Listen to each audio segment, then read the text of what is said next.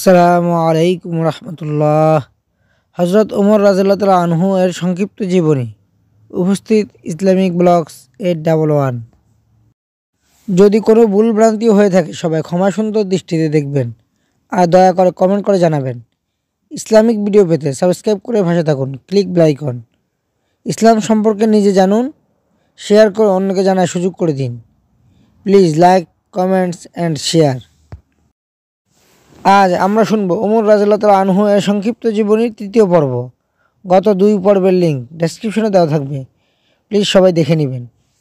ওমর রাদিয়াল্লাহু তাআলা আনহু এর প্রাথমিক চ্যালেঞ্জ। ক্ষমতা প্রাপ্তির পর সকল মুসলিম তার হাতে বায়াত গ্রহণ করেন।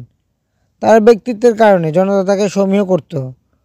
মুহাম্মদ হুসাইন হাইকলের মতে ওমর রাদিয়াল্লাহু তাআলা আনহু প্রথম চ্যালেঞ্জ ছিল তার প্রজা ও মজলিস আল শুরার সদস্যদের মন জয় করা। ওমর রাদিয়াল্লাহু তাআলা আনহু বাগ্মী ব্যক্তি ছিলেন। জনগণের মনে স্থান করে নেওয়ার জন্য তার এই দক্ষতা সাহায্য করেছে। শাসক হিসেবে ওমর রাদিয়াল্লাহু তাআলা আনহু দরিদ্র ও সুবিধাবঞ্চিতদের কল্যাণের জন্য কাজ করেছেন।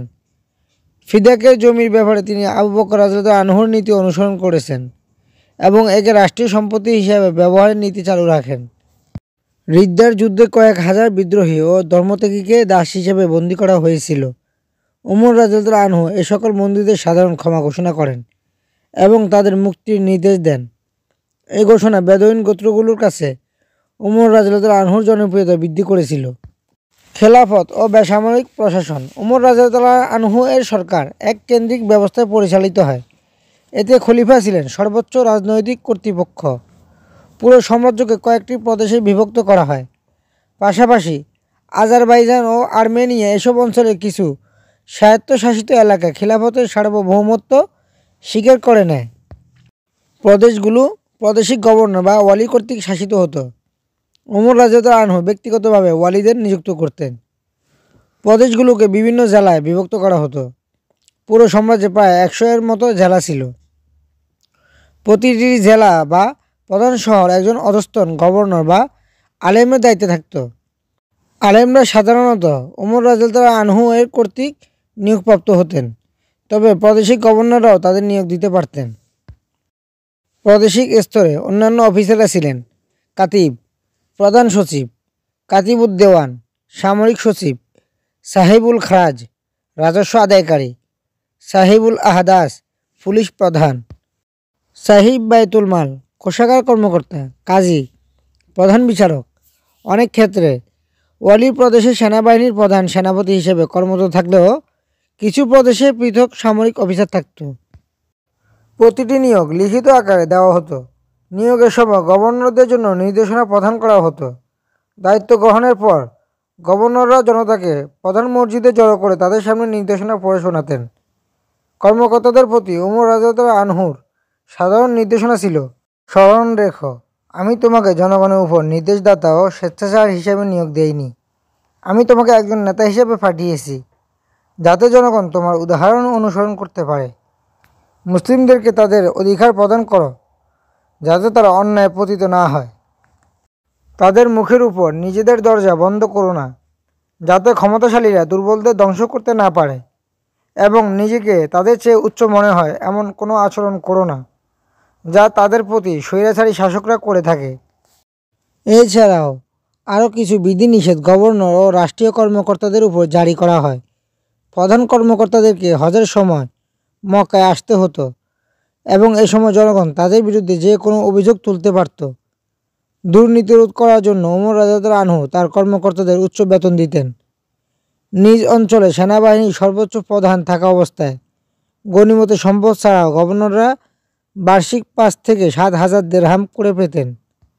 ওমর রাদিয়াল্লাহু তাআলা আনহুর অধীনে সাম্রাজ্যকে নিম্নোক্ত প্রদেশে বিভক্ত করা হয়। আরবকে মক্কা ও মদিনা প্রদেশে বিভক্ত করা হয়। ইরাককে বসরা ও কুফা প্রদেশে বিভক্ত করা হয়। টাইগ্রিস ও ইউফ্রেটিস নদীর উচ্চ অংশে আল জাজিরা প্রদেশ ছিল। সিরিয়া ছিল একটি প্রদেশ। ফিলিস্তিনকে ইলিয়া ও রামলাহ প্রদেশে বিভক্ত করা হয়। মিশরকে উচ্চ মিশর ও নিম্ন মিশর প্রদেশে বিভক্ত করা হয়। পারস্যকে খোরাসান, আজারবাইজান ও পারস্য প্রদেশে বিভক্ত করা হয়। রাষ্ট্রীয় কর্মকর্তাদের বিরুদ্ধে অভিযোগ তদন্তের জন্য ওমর রাদিয়াল্লাহু তাআলা আনহু সর্বপ্রথম বিশেষ বিভাগ গঠন করেন। এই বিভাগ প্রশাসনিক আদালত হিসেবে কাজ করত। এবং এর আইনি কর্মকাণ্ড উমর রাদিয়াল্লাহু আনহু ব্যক্তিগতভাবে তদারক করতেন।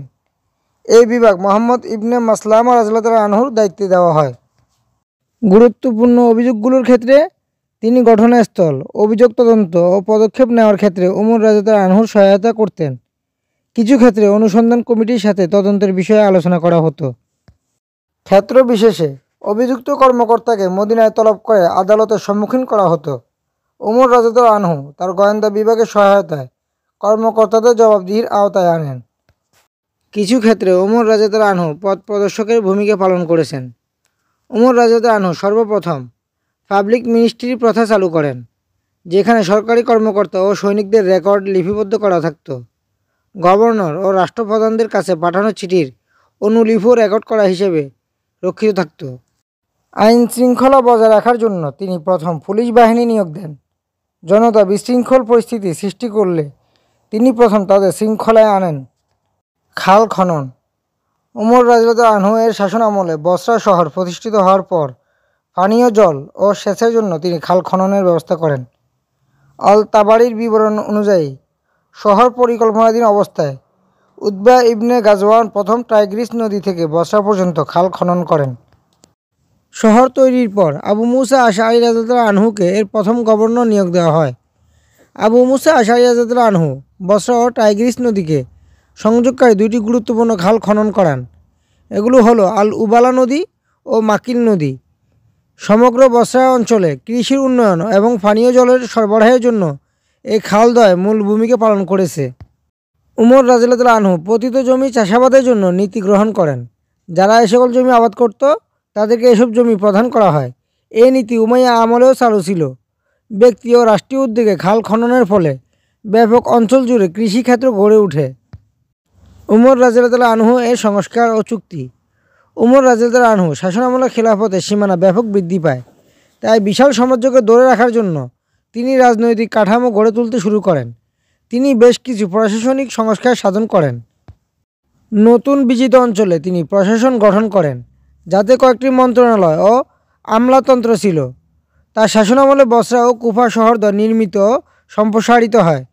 638 সালে তিনি মসজিদুল হারাম ও মসজিদে নববী বর্ধিত ও সংস্কার করেন। নাজরান ও খায়বারের খ্রিস্টান ও ইহুদিদেরকে সিরিয়া ও ইরাকে চলে যাওয়ার জন্য তিনি নির্দেশ প্রদান করেছিলেন। তিনি ইহুদিদেরকে জেরুজালেমে পুনরায় বসতি করার সুযোগ দেন। পূর্বে এই সুযোগ ছিল না। তিনি আদেশ জারি করেন যাতে বলা হয় যে এই খ্রিস্টান ও ইহুদিদের সাথে ভালো আচরণ করতে হবে এবং তাদের নতুন বসতিতে সমপরিমাণ জমি প্রদান করা হয়। উমর রাদিয়াল্লাহু আনহু অমুসলিমদের জন্য হেজাজে 3 দিনের বেশি অবস্থান করায় নিষেধাজ্ঞা আরোপ করেন। উমর রাদিয়াল্লাহু আনহু সর্বপ্রথম সেনাবাহিনীকে রাষ্ট্রীয় বিভাগ হিসেবে গঠন করেন। ফিকহের ক্ষেত্রে উমর রাদিয়াল্লাহু আনহু গুরুত্বপূর্ণ ভূমিকা রয়েছে। সুন্নিরা তাকে একজন শ্রেষ্ঠ ফকিহ হিসেবে শ্রদ্ধা করে থাকে। 641 সালে তিনি রাষ্ট্রীয় কোষাগার হিসেবে বায়তুল মাল গঠন করেন। মুসলিমদেরকে বার্ষিক ভিত্তিতে ভাতা প্রদান করা হতো। নেতা হিসেবে উমর রাদিয়াল্লাহু আনহু সাধারণ জীবনযাপন করতেন। তার সমসাময়িক অন্যান্য শাসকদের ব্যতিক্রম হিসেবে তিনি দরিদ্র মুসলিমদের মতো জীবনযাপন করতেন। তার শাসনামলে হিজরি বর্ষপঞ্জি প্রণীত হয়। ভিডিওর বাকি অংশ আসছে আগামী পর্বে, ওই পর্যন্ত পাশে থাকুন। আল্লাহ তাআলা আমাদের সবাইকে ইসলাম সম্পর্কে জানার ও কোরআন হাদিস মেনে জীবন গড়ার তৌফিক দান করুন। আর রাসূলুল্লাহ সাল্লাল্লাহু আলাইহি ওয়াসাল্লামের উপর বেশি বেশি দুরূদ ও সালাম পাঠ করার তৌফিক দান করুন। আমিন। আসসালাতু ওয়াসসালামু আলাইকা ইয়া রাসূলুল্লাহ। আসসালাতু ওয়াসসালামু আলাইকা ইয়া হাবিবাল্লাহ। আসসালাতু ওয়াসসালামু আলাইকা ইয়া সাইয়্যিদুল মুরসালিন। আসসালাতু ওয়াসসালামু আলাইকা ইয়া রাহমাতাল লিল আলামিন। আসসালাতু ওয়াসসালামু আলাইকা ইয়া খাতামান নাবিয়্যিন। Thanks for watching. ভিডিওটি যদি ভালো লাগে অনুরোধ রইল সাবস্ক্রাইব করে পাশে থাকুন। Click bell icon. Please like, share and comments. আজ এখানেই বিদায় নিচ্ছি। ইনশাআল্লাহ দেখা হবে আগামী ভিডিওতে। ওই পর্যন্ত সবাই ভালো থাকবেন। আসসালামু আলাইকুম ওয়া রাহমাতুল্লাহি ওয়া বারাকাতুহু। ফি আমানিল্লাহ।